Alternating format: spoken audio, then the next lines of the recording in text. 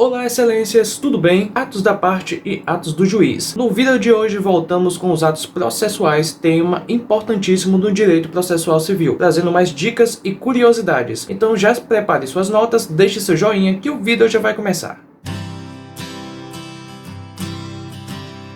No vídeo anterior falamos dos atos processuais, atos condicionados à vontade humana que têm incidência na norma jurídica. Falamos também da teoria do isolamento, dizendo que o processo é formado por atos atuais e atos em potência. Falamos da instrumentalidade das formas, na qual não necessariamente deve ser observada uma forma, a não ser quando a lei obriga a essa observação. Discutimos sobre a publicidade e ressaltamos que o segredo de justiça não é uma exceção a essa, mas sim que se trata de uma publicidade restrita. E por fim, dissemos que os atos processuais devem estar em língua portuguesa, podendo também estar em língua estrangeira desde que traduzida por órgão competente, como o tradutor juramentado. Enfim, nos cabe agora falar dos atos das partes e do juiz. Quanto aos atos das partes, esses consistem em declarações unilaterais ou bilaterais de vontade, produzindo imediatamente a constituição, modificação ou extinção de direitos processuais. Tá vendo aí? É basicamente um resumo do que falamos anteriormente. São atos que independem de uma concordância ou homologação prévia do magistrado,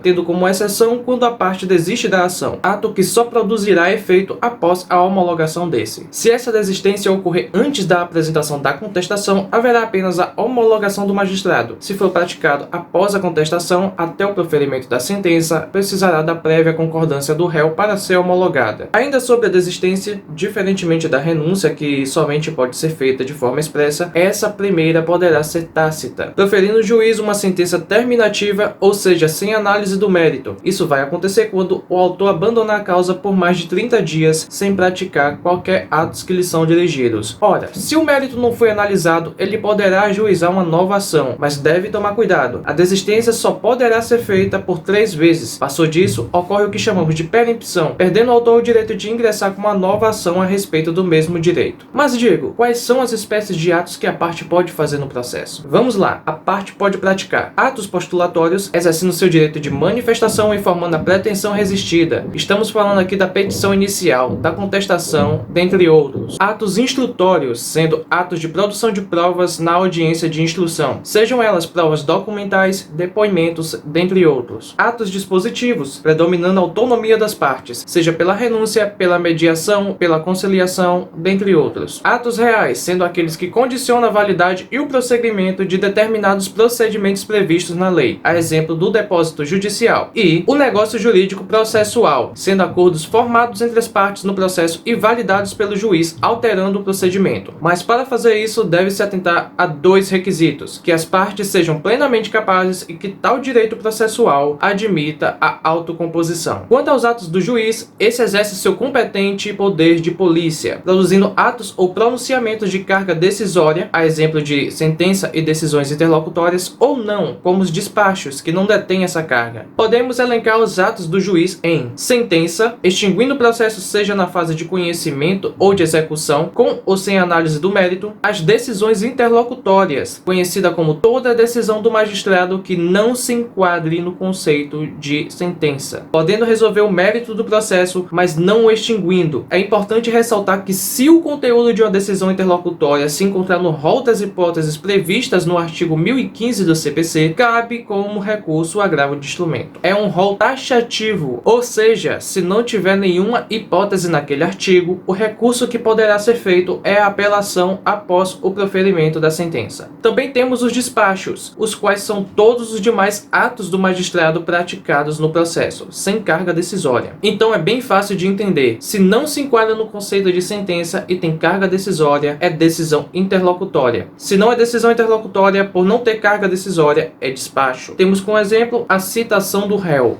Importante isso, não existe recurso cabível para os despachos. Por fim, temos os acórdãos, que não são decisões do juiz de primeiro grau, mas sim do colegiado de desembargadores nos tribunais de segunda instância, atendendo ou não aos recursos interpostos a eles. É importante anotar que todos os atos do magistrado devem ser datados e assinados, mesmo que de forma eletrônica. Caso sejam produzidos de forma oral, precisam ser reduzidos a termo pelo servidor e assinado pelo magistrado. claro. Enfim, excelências, novamente um tema recorrente em provas e concursos. Façam suas anotações em seus cadernos ou em seus computadores que te ajudarão bastante nos estudos. Se gostaram, deixe seu joinha e se inscreva no canal para não perder nenhum conteúdo. E compartilhem, por favor, que isso nos ajuda bastante a continuar trazendo vídeos para vocês. Em Verbos Excelências, nos vemos em breve. Até mais!